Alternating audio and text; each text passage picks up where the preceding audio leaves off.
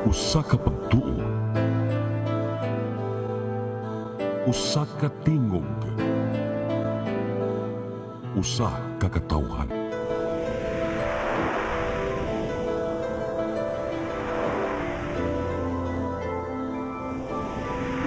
Cebu Catholic Television Network.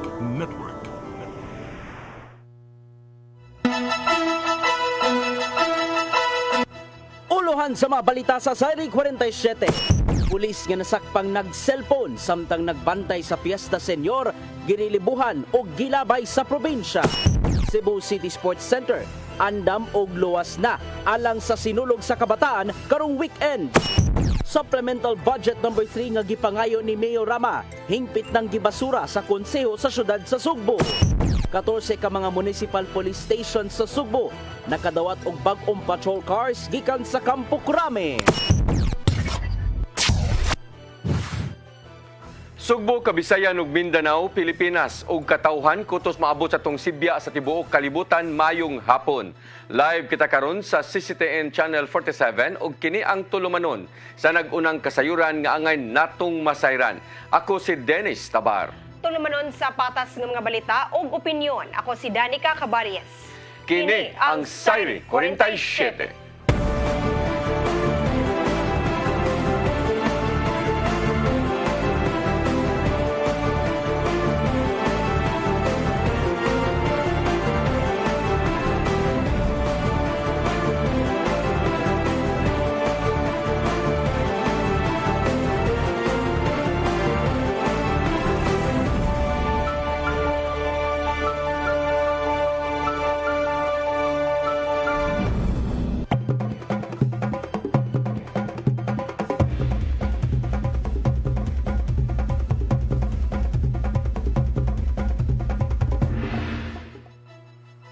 Ug karon sa kompletong detalye sa atong mga balita, pulis nga gideploy sa opening salvo sa Pista Senior kagahapon giparilibuhan o gilabay sa laing probinsya.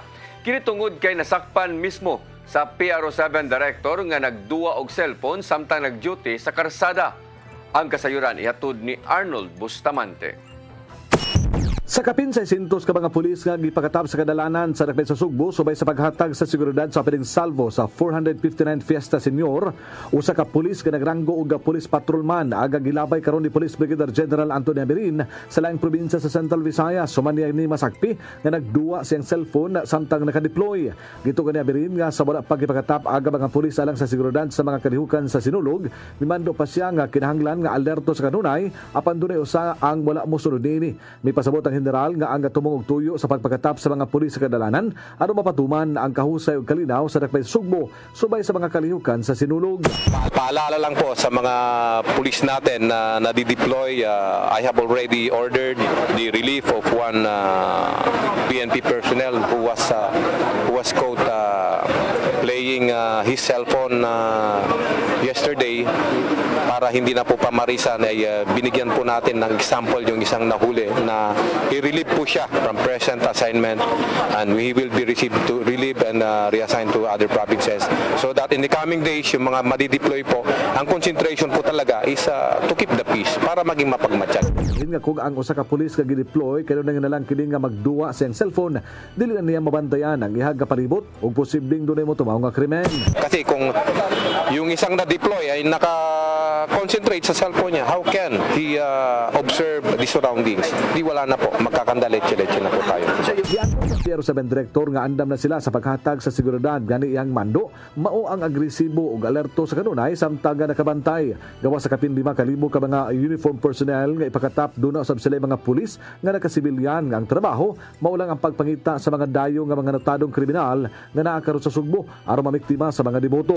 And aside from the overt operatives na i-deploy natin na uniform police officers, mayroon din po tayong covert operatives na galing po sa intel units at saka additional traffic officers to keep the peace. May nadawat nga hulga sa seguridad ng kapulisan sa Central Visayas sa mga kalihukan sa sinulog apan wala sila mo kumpiyansa nga tungod ani tanang pulis sa tibuok rehiyon gimanduan nga alerto sa kanunay. Arnold Bustamante, CCTN News. Nagpadayon ang pagdagsa sa mga deboto sa Basilica Minore del Santo Niño ning ikaduhang adlaw sa Misa Novenario. Mipaambit usab ang pipila ka mga deboto sa ilang mga panalangin ngadto sa balaang Batang Jesus. Ang kasayuran ni hatod ni Gian Navarro. Gidagsa gyapon sa mga deboto ang Basilica Minore del Santo Niño de Cebu ning ikaduhang adlaw sa mga misa novenaryo. Gibantayan sa mga otoridad ang matag entrance ug exit points sa Basilica ingon man sa mga dan nga nagpalibot nini. Ilabi na nga gilikayan sa mga kadagkuan sa Basilica ang managlahing matang sa kriminalidad. Ingon man pagtinukmuray sa mga mosulod sa simbahan aron makasimba. Giulagway ning usa sa mga deboto ni Senior Santo Niño nga mas sayon ang pagpasulod kanila. Tuod kini sa kadaghang mga lanes nga gibutang, ilabi na nga gilahi usab ang lane alang sa mga senior citizen, mabdos ug uban pa.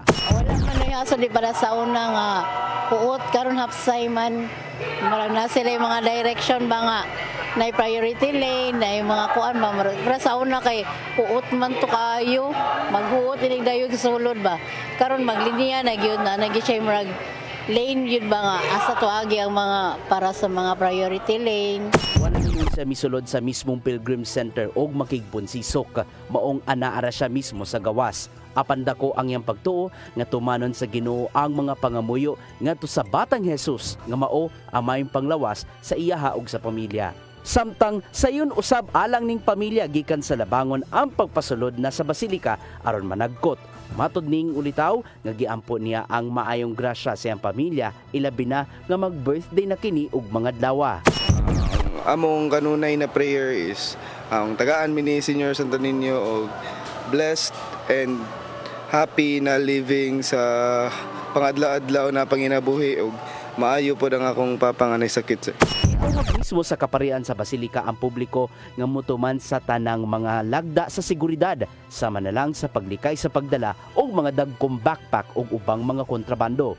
Kinahanglan likayan una nga magdali-dali sa pagsulod sa simbahan aron dili usab magtinukmuray. Likayan usab sa publiko nga magdala og mga camping chairs apan tugutan lang gyapon ang mga gagmay lang nga lingkuranan. Magpadayon ang mga novena masses matag oras hangtod na pasado alas 8 sa gabi. Apan alang katong di makasud sa Basilica, adunay mga dagkong LED video walls nga nakabutang sa gawas aron makakita og makadungog sa Santos nga misa. Gian Navarro, CCTN News. Nagbalampuson ang gipahigayon nga dry run alang sa traslasyon karong nga Enero 19. Nipahigayon ang mga sakop sa Mandaue City PNP, Bureau of Fire and Protection, Philippine Army, ingon man ang Traffic Enforcement Agency of Mandaue kun team og simulation exercise kung gikan sa meet-up point area sa Inudita diya sa Barangay Subang Dako, Mandaue, hangtod na sa National Shrine sa St. Joseph sa Barangay Sintro. Ni abot og ang dry run og 15 minutos din moabot sa 814 ka mga pulis ug mga force multipliers ug mga personnel sa ubang ahensya ang ipakatap sa pagsiguro sa luwas ug hanay nga dagan sa traslasyon. Nahanay na sa Cebu Provincial Government ang tanang mga pagpangandam alang sa sinulog sa lalawigan nga may tabo karong Domingo. Hatagan usab og higayon nga makapaninda ang mga magpapatigayon gikan sa kalungsuran sunod na sa venue. Ang kasayuran ni hatod ni Gian Navarro. Sa naimong final coordination meeting sa Kapitolyo, nahanay na ang tanang mga pagpangandam alang sa maabot nga sinulog sa lalawigan karong Domingo. Usa sa mga naisgutan mao ang kahigayunan sa pagpaninda sa pipila ka mga magpapatigayon gikan sa kalungsuran atol sa mong kalihukan. Hinungdan nga aduna sila giandam nga pipila ka mga stalls sulod mismo sa Cebu City Sports Complex. Kini aron makakita ang publiko o makapalit sa mga produkto gikan sa managlahing lungsod. May mga booth stalls diri. Ari man gud ang entrance no. This area here, this sidewalk, diri man gud maglinya ang mga tao, ang atong general audience, ang mga supporters sa mga LGUs, mga contingents, and the general public. Naplansya na usab ang deployment area diin naka-standby ang mga sakop sa kapulisan ug ubang otoridad sa kadalanan alang sa street dancing. Samtang gisiguro usab nga di magtinukmuray sulod sa Cebu City Sports Complex aron makalingkod sa giandam nga bleachers. Maong dako ang pagsalig ni Gobernador Gwendolyn Garcia sa mga unipormadong grupo alang sa tunhay nga kaluwasan sa mga pasundayag. Dili lang baya ni Cebu City residents mga bot. Hasta pod ang probinsya. Labi na kay sinulog sa lalawigan ni. So let us think of all the Cebuanos who may wish to be part of this experience. That is why also it is a challenge for really our uniformed personnel. Nakaredy nosab ang deployment alang sa medical teams nga ibutang sulod sa ruta sa street dancing ug sa CCSC. Karong nandam na ang tanan, gipasalamatan ni Vice Mayor Raymond Alvin Garcia ang tanang mga sektor sa kooperasyon nga ilang gipakita. We are excited as all of you. I will see you, since this is our last coordination meeting, I will see you on Sunday, the 14th of January. And please, don't only bring yourselves, but bring the Santo Niño with you so that we can all dance together to honor, to venerate, and to pay homage to our patron, the Senior Santo Niño. Gawa sa 16 ka mga competing contingents nga manayaw karong Domingo, giatangan usab sa publiko ang guest performance gikan sa tribo Lumad Basakanon gikan sa Dakbayan sa Sugbo. Samtang moduyog ang pipila ka mga opisyal sa gobyerno sa sinulog dance. Kuyog ni Gobernador Garcia diin mosayaw kini uban ang sugat kabanhawan dancers gikan sa lungsod sa Minglanilla. Gian Navarro, CCTN News. Luwas ug andam na ang Cebu City Sports Center alang sa sinulog sa kabataan human sa nitabong pagkatagak sa lead video wall sa stage atol sa rehearsal sa mga contingents kagahapon. Sinulog Foundation Incorporated o Cebu City Government padayon pa ang investigasyon sa maong hitabo. Ang kasayuran ihatod ni Sherisa Mioy. Padayon pa karon ang investigasyon sa Cebu City Government o Sinulog Foundation sa inahitabong pagkahagsa sa lead wall atol sa rehearsal sa mga contingent sa tribo Baniladnon sa Barangay Banilad alang sa sinulog sa kabataan sa Dakbayan. Mato ni Sinulog Executive Director Jojo Labella nga ilang gipatawag ang mga supplier o uban pa nga mga responsable aron nga masayran ang nahitabong insidente. Apan sa inisyal nga impormasyon nga tungod sa kusog nga hangin ug sunod-sunod nga rehearsal sa mga contingent may usa nga nakita ang hinungdan sa insidente. Actually, we have agreed not to give any further statement yet because it is under investigation and our concern is actually safety because there are rehearsals ongoing. As of now, we do not allow rehearsal and inspection, the thorough inspection from the OBO, proper authorities, disaster, and of course, sa atong foundation. Hinungdan nga sukad sa mga insidente hangtod ganinang buntag, suspendido ang rehearsal sa tanan nga mga contingents diha sa Cebu City Sports Center. Apan dito sila gipa-rehearsal tanan sa South Road Properties, kundi may venue sa Sinulog Grand Parade sa Enero 21. Kay ibantayan sad na ang pag-set up nga okay na siya, o nga safe na siya, dili na tumahitabo ang the same incident o natungod sa hangin lang. Kaya of course, ma'am style, di ba, kanay ako supplier manggugog mga inaanang facilities. Usay ato ramang yun ang ipurma unya ang usay bang pagpalig-on kay magdali lagi sa usahay o kuan ba ma-jeopardize ang kuan dayon kay naman mga structural kuan. Inugatan sab niya nga ang pagbukas karong hapuna sa sinulog sa kabataan sa Dakbayan andam og luwas na kining alang sa tanan ilabi na sa mga contingents. Gani adunay mga security officers ug safety officers ang nakabantay sa palibot sa stage ug gipasusi na usab sa SFI ang status sa stage ngadto sa Office of the Building Officials kun OBO. Definitely ready gina by tomorrow and mag-atang na og safety officers anak-anak. On the Office of the Building Official, of course, ang kining disaster niya ang mga emergency kwan ready na magiging-field during rehearsal sa atong mga emergencies. And of course, ang sa scheduling sa Sinulog Foundation. Sherisa Mioy, CCTN News. Business Permit and Licensing Office sa Mandawi City may pahimangno sa mga tag-iya sa bar nga mopahibaw kanila kung adunay special event o mula pa sa ilang confined areas atol sa sinulog. Kini aron sila ma-monitor o balikayan ang mga daotang insidente. Ang kasayuran ni hatod ni Mary Rose Sagarino.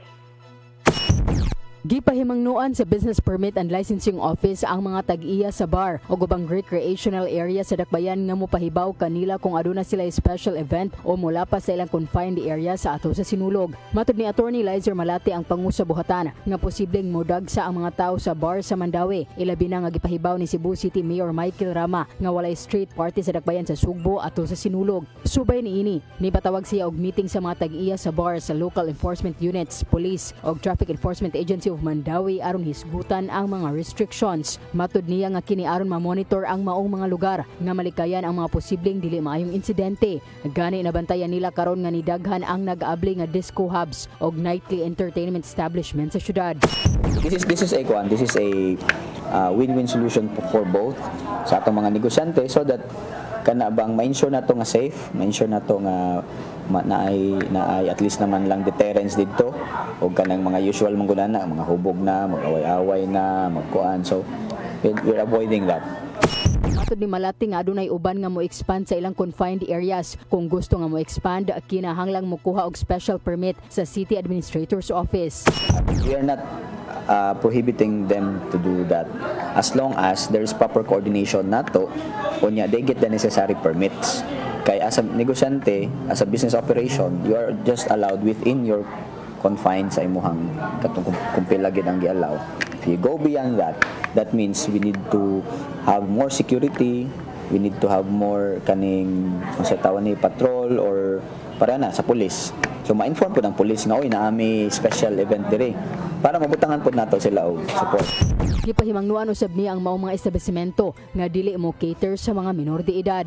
Gitataw ni Malati nga gidili gihapon sa Dakbayan ang pag-inom sa kadalanan o ubang public places. Ang mga sari-sari o convenience stores wala usab tuguti sa pag-serve og ilimnong makahubog. Gani pipila na ka mga tindahan ang giisyuhan og cease and desist order sa pag-serve og ilimnong makahubog. Mary Rose Sagarino, CCTN News. Musunod, 95 million pesos nga supplemental budget hingpit ng gibasura sa konseho sa syudad sa Sugbo. Kanaw guban pa mga balita sa pagbalik sa Sayri 47.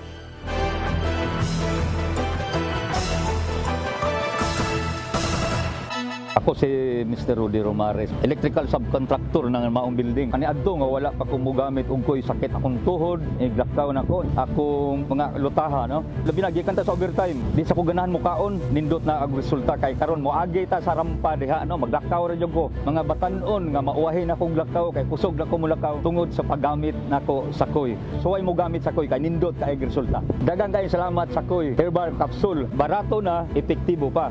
Koy Herbal Capsule.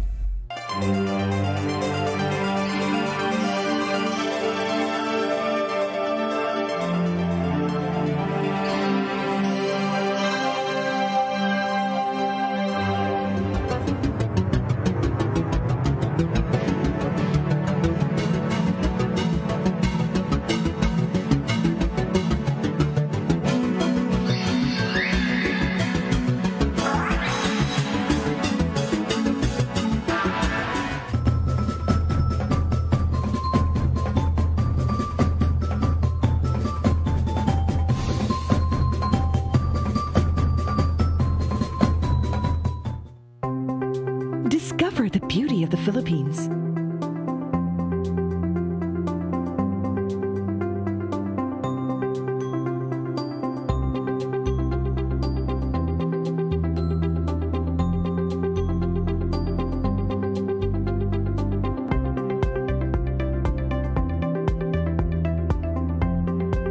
With Philippine Airlines, the country's flag carrier.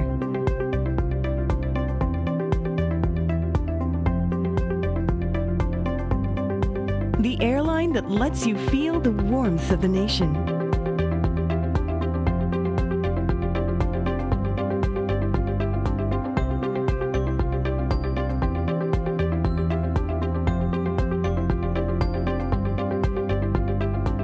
Mabuhay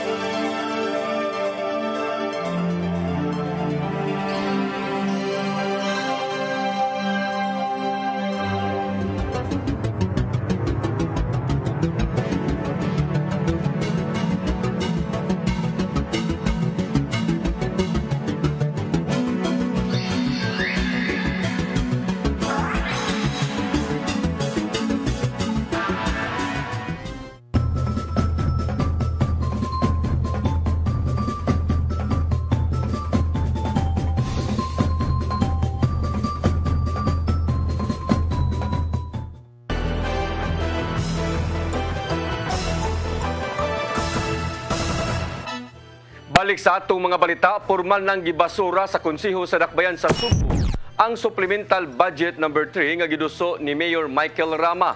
Kini na kantidad og 95 milyones ka pesos alang unta sa dugang nga 15,000 pesos nga Christmas bonus sa mga kawani sa City Hall. Matod ni Konsehal James Cuenco nga wa giaksyonan sa konseho ang maong supplemental budget tungod kay mubo na lang ang panahon una pa ang bag-ong tuig. Dugang pa ni Cuenco nga ang maayo untang buhaton ni Rama mo ang pagpangayo og reconsideration inay nga moduso og laing supplemental budget. Nasayran nga naaprobahan ang supplemental budget number 2 ni adtong Disyembre 13 alang sa 20,000 pesos nga Christmas bonus.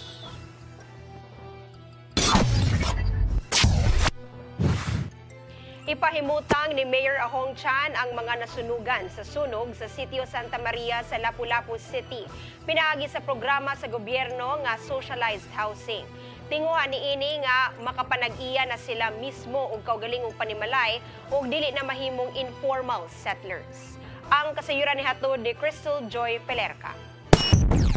Sulod sa hapit mag-upat ka dekada na himong mga informal settlers ang mga residente sa Sitio Santa Maria, Barangay Pusok. Tungod sa nahitabong sunog, nawadan og balay ang 500 kapin ka mga pamilya. Maong tinguha karon sa mayor nga makabalik ang mga residente sa maong dapit, apan siguradoon na niyang mapanag-iya na kini sa mga nabiktima ug dili na mahimong mga informal settlers. Kini pinaagi sa pakig-alayon sa mga tag-iya sa yuta ug sa iyang giplano nga 4-story nga socialized housing pinaagi sa tabang sa Department of Human Settlements and Urban Development. May proyekto ang atong talawong presidente, President Ferdinand Bongbong Marcos, meaning human settlement, no? Mo nang magking alayon ta sa tag-iya sa yuta o sa DSUD, no? Sa Department of Human Settlement na mabutangan og usa ka internment house, mga buildings diya, mga siguro 4-5 ka buok nga masulod ang atong mga kigsunan nga nagpuyo nga nabiktima sunog o sila na ang manag-iya sa yuta, dili sila magpabilin nga squatters. Ang proseso sa programa ipaagi sa rent to own kung diin matod sa mayor mo counterpart og 70% nga amortization ang national government. Paningkamutan usab niyang mo subsidize og 10% ang City Council sud sa 5 ka tuig ug mahog nga 20% na lang ang parte sa mga beneficiaries. Adto dito magbayad, no? It's like a rent to own, no? Na process nga magdata ka. Dunay counterpart ang national government sa maong monthly amortization ngadto sa pag-ibig. Probably I will propose this to the City Council nga mo counterpart po mo subsidize sa maong amortization sa maong mga lumulupyo, no? Samtang ana pa siya sa iyang katungdanan, pangandoy sa mayor nga mapahimutang ang maong mga informal settlers aron dili hangtod sa hangtod magpabilin sila sa maong estado. Dito ato matagaan as a mayor, kami usa ka politiko nga come and go lang mi. Usay naa, usay wala. So dito ato matagaan, dili na ko mamayor, maluoy ko nila nga magunahon na nga magpabilin sila nga informal settlers unya ma-demolish na sila unya wa di na ko ka dupa nila. May nang atong ipahimutang mintras na apa ko. Joy Pelerca, CCTN News. Pagbalik sa night market sa Lapu-Lapu City, magdepende pa sa resulta sa investigasyon sa kamatayon sa City Hall employee nga si Chris Sinisa. Mayor Chan, posible nga dili na mutugot nga ibalik kuno galing mugawas ang resulta nga hinungdan kini sa pagpamusil. Ang kasayuran ihatod pagbalik ni Crystal Joy Pelerca. Kasamtangang gihunong karon ang pagpadagan sa night market sa merkado sa Lapu-Lapu human sa nahitabong pagpamusil sa consultant ni ini nga si Chris Sineza ni adtong niaging semana. Matod sa mayor, huwaton usang malubong ang patayng lawas sa biktima ug adto pa kini nila hisgutan kauban ang city administrator kung unsay epekto ni ini sa pagpadagan sa night market ngadto sa syudad. Dili pa nato masuryahan may until siguro sa iyang lubong, and then we will sit down together with the city administrator and the rest of the team na involved ni atong pagpadagan sa night market if unsa man makaayo ba o disadvantage ba para sa syudad. Ang pagtugot nga mabalik ang night market mag-agad pa sa resulta sa investigasyon sa kamatayon ni Sineza. Huwaton usa sa mayor nga mugawas ang resulta sa investigasyon nga gipanghinautan niyang mugawas na sunod semana. Usa siyang modesisyon kung angay pa ba kining ibalik. Apan kung ugaling mugawas sa resulta nga may kalambigitan kini sa night market, adunay posibilidad na dili na kini tugutan pa sa mayor. If the cause of is that na kung paano magani is related ngadto sa night market, so siguro dili ta katugot mao man na tungod lang sa night market ang hinungdan mo na magpaabot ko sa mugawas nga investigasyon. Crystal Joy Filerca, CCTN News. Gihulagway ni Kabataan Party List Representative Raul Manuel ang kasama lang sa scam ang signature campaign alang sa gitinguhang pag-amendar sa Batakang Balaod. Nagkanayon si Manuel nga giyanu-yanuhon lang ang konsepto sa People's Initiative aron lang matuki og mahingusga ng charter change. Nakita niya nga bisan og mag-uban sa pagbutar, walay dag-anan ang Senado tungod kay mas daghan ang mga magbabalaod sa Kongreso. Ilabi na nga sa nanglabay nga mga katuigan, wala nilampos ang issue sa charter change sa Senado. Dugang pa ni Manuel nga gipahimuslan lang sa ubang magbabalaod ang katawhan aron mapugos lang sa pagsuporta sa Chacha nga walay igong pagpasabot.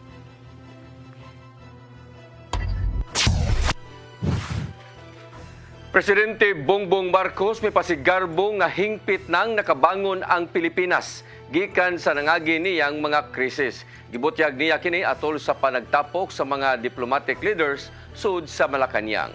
Ang kasayuran ihatod ni Gian Navarro. Gipasigarbo ni Presidente Ferdinand Bongbong Marcos Jr. nga nakalingkawas na ang Pilipinas gikan sa nanglabay nga mga krisis.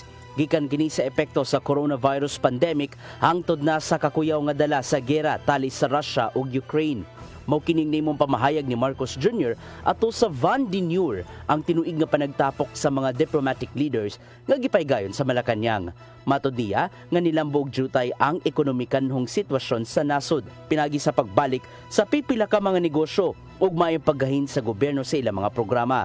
Giawhag sa presidente ang diplomatic corps nga makig-alayon sa administrasyon aron sulbaron ang mga solidan nga giatubang sa nasod. Gikan kini sa pagkakabus, supply sa pagkaon, maayong panglawas, malungtarong kalinaw, dakong kahigayunan sa pagtrabaho ug pagpanginabuhi ug daghan pa. Giulagway niya ang bagong tuig isip bagong higayon alang sa mas maayong relasyon siyang diplomatic corps aron magmalungtaron pa ang ilang pagtinabangay. Isip tubag gikan sa diplomatic corps, gipasalamatan sa ilang din nga si Papal Nuncio to the Philippines Archbishop Charles Brown ang gobyerno sa Pilipinas sa may nitong paghangop ngadto kanila. Gihangop usab nini ang mga pagpaningkamot sa administrasyong Marcos, ilabi na sa nimong pagpalampo pa sa pipila ka bahin sa Mindanao. Gian Navarro, CCTN News. Magpabilin si Presidente sa Association of Barangay Captains Tining Martinez III sa probinsya sa Sugbo. Nakadaog siya sa nakalabay nga eleksyon sa ABC Federation sa Capitol Social Hall karong adlaw diin wala siya kaatbang. Nanumpa na dayon si Martinez ug ubang mga opisyal sa ABC Federation at tubangan ni Gobernador Gwendolyn Garcia. Si Martinez gihapon ang ex-officio member sa sangguniang Panlalawigan.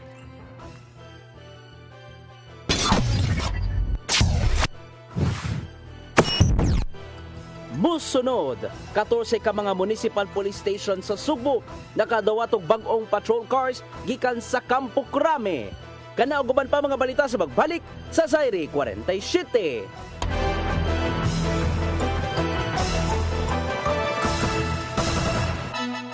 Ako si Jocelyn Boris, hadihang naka-take na ko sa koy, narang-arang na kong paminaw o niubos na jud ang akong BP. Salamat sa Koy Herbal Capsule. Koy Herbal Capsule. Discover the beauty of the Philippines.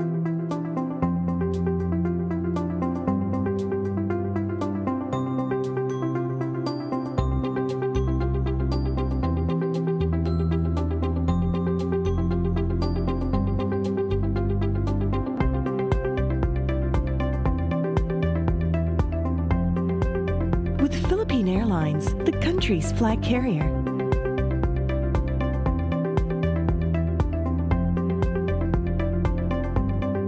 The airline that lets you feel the warmth of the nation.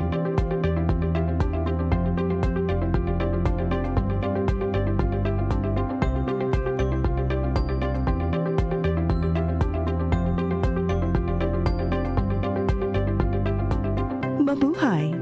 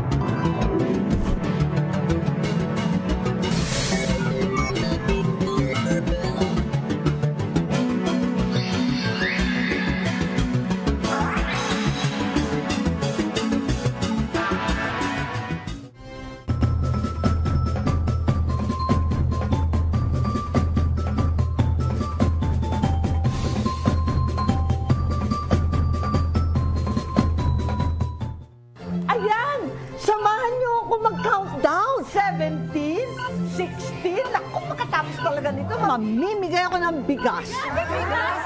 Kailangan sa bisik sa pagkito!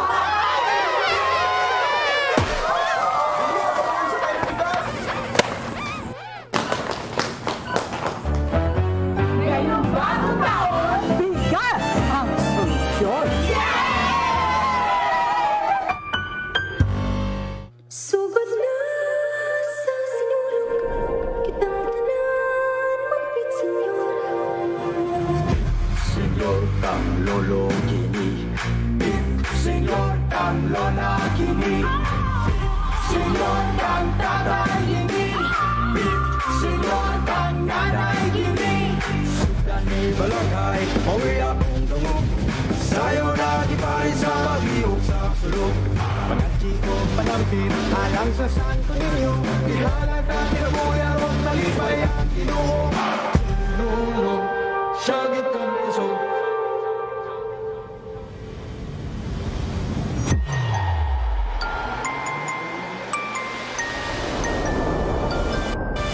Sugod na sa sinulong kitang tanan magpit senyor.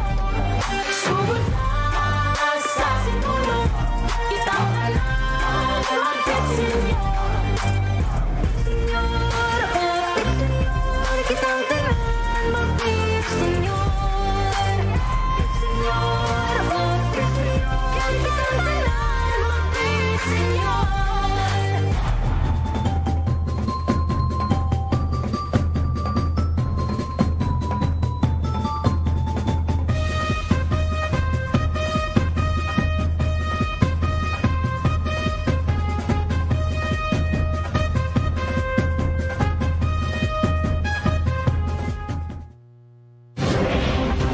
Phil Products. Prepare to experience better with Phil Fiber. Two great services for one low price. Digital cable TV. Go digital and enjoy more than 100 channels. No additional charge on premium channels.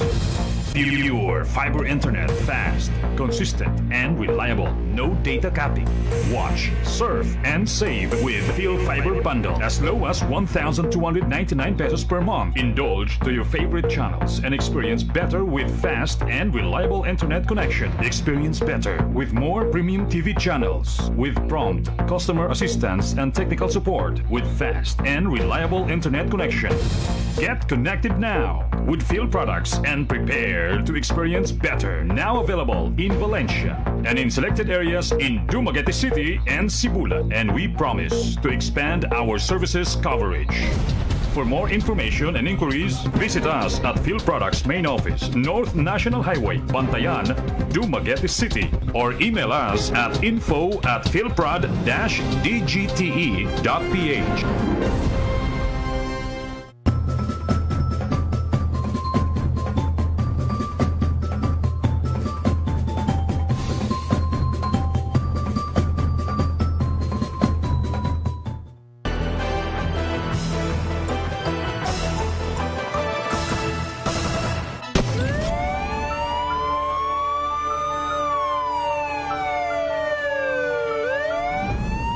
Balik sa ato mga balita, moabot sa 14 ka mga municipal police station dinhi sa Sugbo ang nakadawat og bag-ong police patrol car gikan sa Campo Crame. Ang kasayuran ihatod ni Arnold Bustamante. Moabot ngadto sa 14 ka mga bagong police patrol cars aga gi-turnover sa Police Regional Office 7 ngadto sa 14 ka mga municipal police stations sa probinsya Sugbo dito sa Cebu Police Provincial Office. Aga mga municipal police stations nga nakadawat sa mga bagong sakinan naglangkob kini sa Tabugon Police Station, Balamban, Dalaget, Bulhuon, Cordoba, Tudela, San Remigio, Tabuelan, Midilien, Bourbon, Hinatilan, Malabuyok, Mualbual o Ronda Police Stations. Ang mga mga sakinan gikan kini sa Campo Crame din ang Pero 7 na ang mipili kung kinsa ang hatagan nga police station kini base sa kasamtangan nga kakuwangon sa kagamitan niini. Mitambong sa mga kalihukan ang mga chief of police sa mga police stations nga nakadawat og bagong patrol cars lakip na sab aga mga mayor o mga konsehal. Ang hepe sa Police Regional Office 7 Police Brigadier General Antonio Abirin nga mo'y nangulo sa pag-turnover sa mga sakinan nagkanayon nga paghatag sa mga brand new nga mga patrol cars, nagpakita kini sa kamatinud-anon sa PNP sa pagserbisyo sa publiko. To the chiefs of police who have just received the 14 patrol jeep single cab 4x2 Toyota Hilux, these newly acquired assets stand as tangible evidence of our PNP organization's commitment to provide exemplary service to our community. Tawag ni Abirin na ang mga nakadawat sa mga sakinan nga gamiton kini pinagi sa paghataw og paspas kapag tubag sa mga nanginahanglan. Iusab nga gipahinumduman ang mga pulis personnel nga atimanon ang mga sakinan sa masasaktong maintenance aron mulungtad og dugay og dili himong praktisanan aron makat-on sa pagmaneho. Dili sab gamiton sa personal nga lakaw ang mga patrol cars ug makita gyud kung unsay sakay niini ug dili kini drivean nga hubog ang driver. Walang nagmamaneho ng lasing. Huwag nating ipapamaneho ito sa mga kasama nating pulis na hindi naman lisensyado at hindi marunong magmaneho. Dapat yung nagmamaneho na dito ay marunong magmaneho. Huwag nating gawing practice vehicle itong mga sasakyan na ito. Pa kini ipangapod-apod sa 14 ka mga police stations, gipanalanginan na kini ni Police Lieutenant Colonel Joselito Borja, ang chaplain sa Police Regional Office 7. Arnold Bustamante, CCTV News. Anaa sa 11 gikan sa 15 ka mga drug surrenderers sa Dakbayan sa Lapu-Lapu ang nakadawat og tang 5,000 pesos nga financial assistance. Kini human nagpositibo sa surprise drug test ang laing upat nga apil unta sa gigahinan sa budget. Kabahin kini sa Sustainable Livelihood Program human nagmalampuson sa ilang community-based drug rehabilitation program. Gimonitor ang mga beneficiary sa City Social Welfare and Development aron masiguro nga gigamit nila sa saktong katuyuan ang ayuda. Mato di Close-Up Executive Director Gary Lau nga kuno galing magmalampuson ang mga surrenderers sa ilang napiling livelihood activity, posible pa kining dugangan sa syudad sa Lapu-Lapu.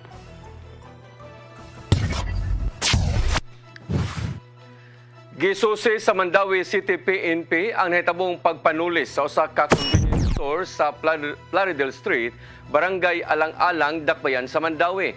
Gituli sa duha ka wa pa mailhing mga lalaki ang maong tindahan niadtong Huwebes sa kadlawon. Matod sa Mandawi City PNP nga nagdaog armas de fuego ang gipangita nga mga tulisan. Wa pa usab batino sa kapulisan kung pila ang nada sa mga tulisan human kini misibat. Padayon pang giila sa PNP ang duha ka mga lalaki subay sa padayon nilang investigasyon ug manhunt operation. Mao kadto naglangkob sa atong mga balita sa Sayri 47 atangi ang lamdag ni Tatay Dudong Limchua nga mosunod sa dili madugay. Ako si Dennis Tabar. Ako si Danica Cabalies. Hangtod ugma sa inyong paboritong tulumanon. Sayri 47.